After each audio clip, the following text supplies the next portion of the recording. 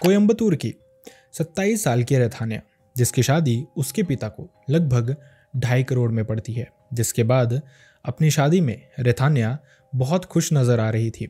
उसको बहुत ही ज़्यादा एक्साइटमेंट थी अपनी शादी की। इसके अलावा जो उसका पति था और उसकी फैमिली थी वो भी देखने में बेहद डिसेंट नज़र आ रहे थे। लेकिन रेथान्या नहीं जानती थी कि आगे जाके वो एक नर्क देखने वाली है और उसकी ज़िंदगी के अब सिर्फ 78 दिन ही बाकी रह गए हैं।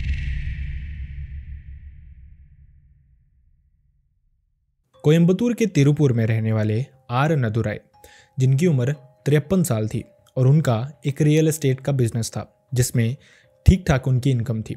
शहर के सबसे अमीर लोगों में से वो भी आते थे।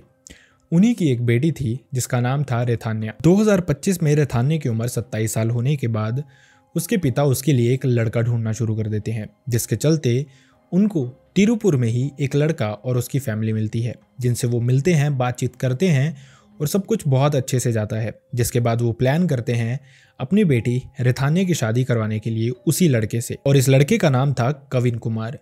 खैर, थोड़ा सा वक्त बीतता है।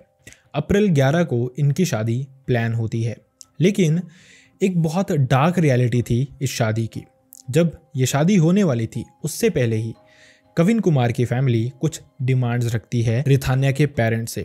उनकी डिमांड थी कि उनको शादी में दहेज के रूप में 4.5 किलो सोना चाहिए और इसके अलावा एक वोल्वो कार भी चाहिए जिसकी कीमत लगभग 70 लाख रुपए थी।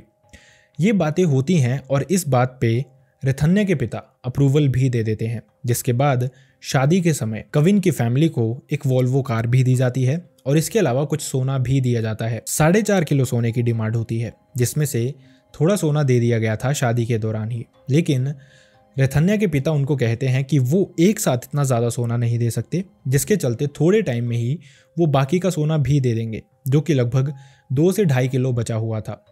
अब इस सब पे शादी तो हो जाती है। इस शादी पे बहुत ज़्यादा खर्चा किया जाता है क्योंकि शहर के नामी गिरामी लोग इस शादी में आए हुए थे। खैर, शादी होने के कुछ दिनों के बाद ही रेथान्या की फैमिली जहां निश्चिंत हो गई थी कि उन्होंने अपनी बेटी की शादी करवा दी है, वहीं दूसरी तरफ रेथान्या ने नर्क झेलना शुरू कर दिया था। 11 अप्रैल को यह शादी होती है और 30 अप्रैल को रेथान्या वापस अपने घर पहुंच जाती है, जहां पे रेथान्या अपने पिता को ये बताती है कि उसके जो ससुराल वाले हैं वो उसको बहुत परेशान कर रहे हैं।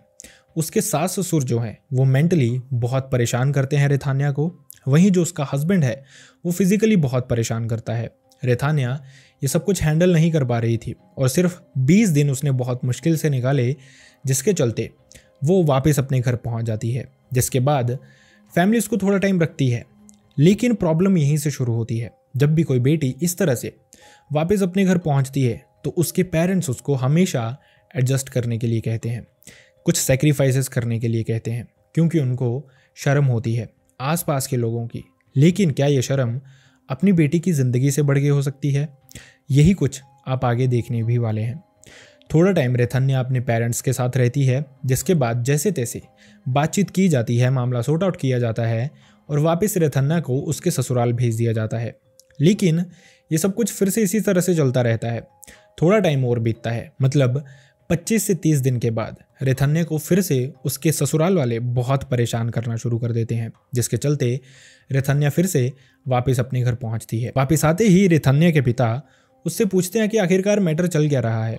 रेथान्या उनको फ़ोन पे भी सब कुछ बताती रहती थी, किस तरह का मैटर है, इस तरह से वो उसको परेशान कर रहे हैं और परेशान करने का एक ही मैटर था, और ज़्यादा दहेज की मांग।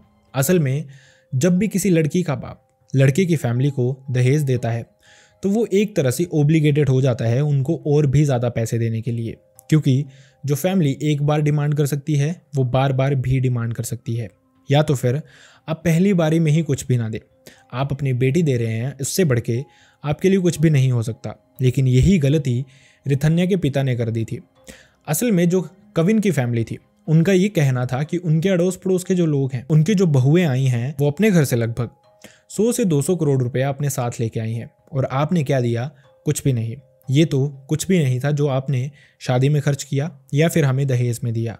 हमारी डिमांड्स और भी ज़्यादा हैं, और अगर आप ये सब कुछ करेंगे तो आप ही की बेटी खुश रहेगी। लेकिन कहीं ना कहीं रेथान्या समझ चुकी थी कि असल में उसको इस्तेमाल किया जा रहा था। खैर, थोड़ा सा वक्त और बीतता है। इसके बाद रथन्या वापस अपने ससुराल नहीं जाना चाहती थी, लेकिन उसके पिता उसकी सास को बुलाते हैं, उससे माफ़ी मंगवाते हैं और ये इंश्योर करते हैं कि इसके बाद आगे ऐसा कुछ भी ना हो। लेकिन वहाँ पे तो रथन्या के साथ सब कुछ अग्री करती है, हर बात को मानती है, जिसका नाम था चित्रा देवी। लेकिन घर पहुँचते ही ये सब कुछ फिर से वैसा का वैसा ही शुरू हो जाता है। रथन्या जैसे तैसे अपने माता और पिता की बातें सुन रही थी कि वो एडजस्ट करे, ज़िंदगी इसी तरह से चलती है, सब लोग इसी तरह से एडजस्ट करते हैं। लेकिन जब बहुत हद हो जाती है तो 22 जून को रथन्या वापस अपने पिता के घर आ जाती है। ये कहती है कि वो थोड़े दिन यहीं पे रहना चाहती है क्योंकि वो मेंटली बहुत ही ज़्यादा परेशान है। थोड़े दिन यहाँ पे रह के वापस वो अपने पति के पास चली जाएगी। लेकिन असल में शायद इस बार रथन्या जो वापस घर आई थी वो कुछ अजीब इंटेंशंस लेके आई थी। रथन्या को वापस अपने माता पिता के घर आए लगभग 6 दिन हो जाते हैं। ये दिन था 28 जून का, जब रथन्या सुबह सुबह 9:30 बजे अपने घर से निकलती है, ये कहते हुए कि वो अपनी गाड़ी लेके जा रही है पास ही के मंदिर में, जहाँ पे वो माथा टेकेगी और थोड़ी देर बैठ के आएगी।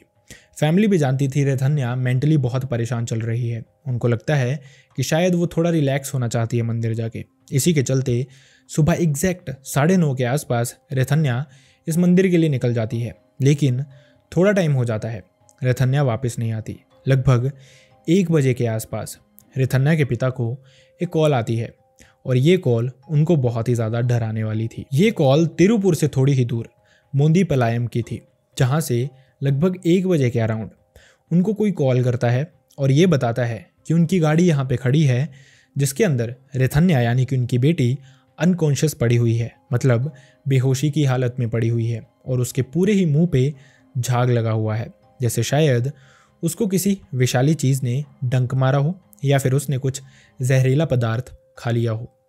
यही बात सुनते ही रथन्या की माता और पिता भागते हुए मोदीपलायम पहुंचते हैं। लेकिन वहाँ पे जो रथन्या की हालत थी उसको देखते हुए रथन्या को तभी के तभी पास ही के अविनाशी के एक गवर्नमेंट हॉस्पिटल में लेके जाया जाता है। लेकिन डॉक्टर कहता है कि रथन्या की यहाँ पहुँचने से पहले ही मौत हो चुकी थी। अब ये जो इंसिडेंट था इसने फैमिली को डरा के रख दिया था, पूरी तरह से दुख में डुबो के रख दिया था। लेकिन वो जानते नहीं थे कि आखिरकार इतना बड़ा मैटर हो क्या गया था। शायद रथन्या के माता पिता को नहीं पता था जिस चीज़ों से वो गुजर रही थी, जो कुछ भी उसके ससुराल में उसके साथ हो रहा था। इसके बाद रथन्या के माता पिता समझ चुके थे कि असल में इस सब का ब्लेम किसको करना है, किसकी ये सारी की सारी गलती है। वो वेट करते हैं अगले दिन का, यानी कि 29 जून को लगभग 11 बजे के अराउंड उनको रथन्या की लाश थमा दी जाती है, जिसका पोस्टमार्टम हो चुका था और ये क्लियर हो चुका था कि रथन्या ने खुद से कुछ जहरीली चीज़ खाई है या फिर उसको कोई जहरीली चीज़ दी गई है।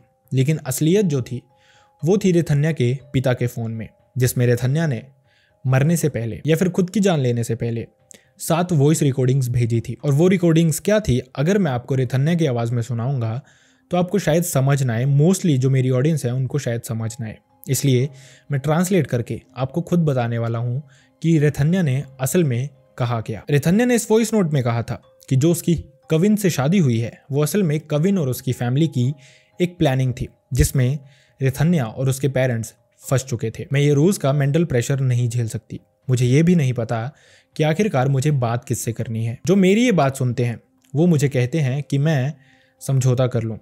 ये वो अपने पेरेंट्स को कह रही थी। जब भी वो कहती थी कि उसको उसके ससुराल वाले इस तरह से परेशान कर रहे हैं तो उसकी फैमिली अक्सर उसको यही कहती थी कि वो एडजस्ट कर ले, और वही वो कर रही थी। लेकिन अब शायद बहुत देरी हो चुकी थी। साथ ही उसने ये भी कहा कि मैं जिससे कंप्लेन करती हूँ वो मुझे कहते हैं कि मैं एडजस्ट करूँ, लाइफ इसी तरह से चलती है और उसको भी इसी तरह से जीनी पड़ेगी, और वो मेरे दर्द को नहीं समझ रहे हैं। आप सोच रहे होंगे कि मैं शायद झूठ बोल रही हूँ, लेकिन ये बात बिल्कुल झूठ है।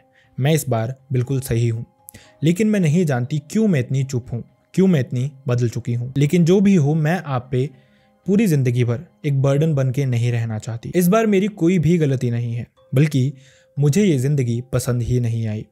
मेरे ससुराल वाले मुझे मेंटली बहुत परेशान करते हैं और वहीं मेरे हस्बैंड मुझे फिजिकली बहुत परेशान करते हैं। अब मैं इससे ज़्यादा नहीं जी पाऊँगी। आप और माँ ही मेरा पहला प्यार थे और मेरी आखिरी होप भी थे, और मैंने आपको काफ़ी दुख भी दे लिया। मैं जानती हूँ आप ये खुल के कह नहीं पा रहे, लेकिन मैं ये भी जानती हूँ कि आप मुझे इस तरह से देख भी नहीं पा रहे। मैं आपका दर्द समझ सकती हूँ। मुझे माफ़ कर देना, सब कुछ खत्म हो चुका है। मुझे वो ज़िंदगी कभी भी नहीं मिली जो मैं जीना चाहती थी। मैंने बहुत कोशिश की एडजस्ट करने की, जैसा मुझे आपने बताया, लेकिन अब मुझसे एडजस्ट नहीं हो रहा। मैं ये दुनिया छोड़ के जा रही हूँ। ये शब्द थे मरने से पहले उस रेथान्या के, जिसकी शादी पे उसके पिता ने लगभग 2.5 से 3 करोड़ रुपए खर्च किए थे, ये सोच के कि शायद इतना करने के बाद उनकी जो बेटी है वो अगले परिवार में खुश रहेगी। लेकिन जैसा मैंने आपको बताया, जिस इंसान का मुंह एक बार खुलना शुरू हो जाता है वो ज़िंदगी भर खुलता रहता है।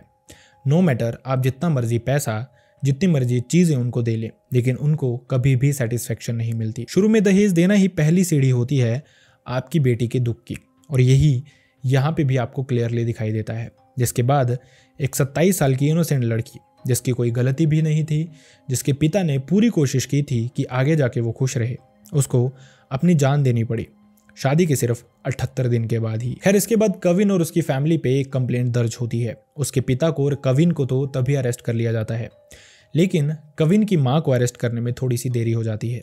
लेकिन खैर, उसको भी अरेस्ट कर ही लिया जाता है।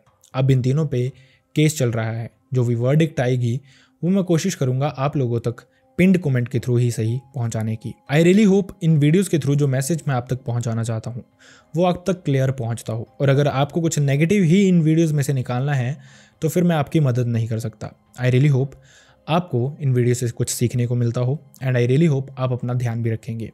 सी you next time in the next video. Bye bye.